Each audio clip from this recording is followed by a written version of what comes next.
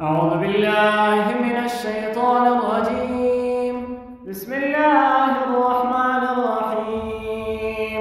وإذ استسقى موسى لقومه فقلنا اضرب بعصاك الحجر فانفجرت منه 12 عينا قد علم كل أناس مشربهم كلوا واشربوا من رزق الله ولا تعثوا في الأرض مفسدين.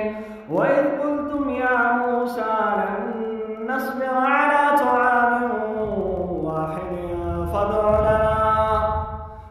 لنا ربك يخرج لنا مما تنبت الأرض من بقلها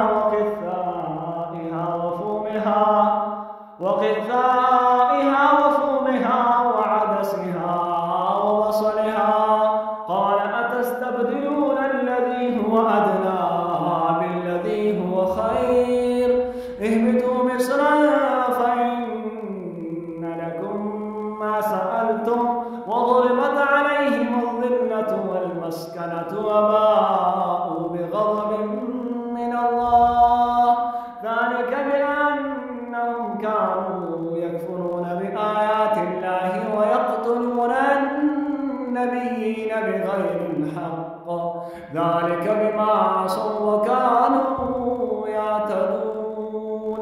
صدق الله.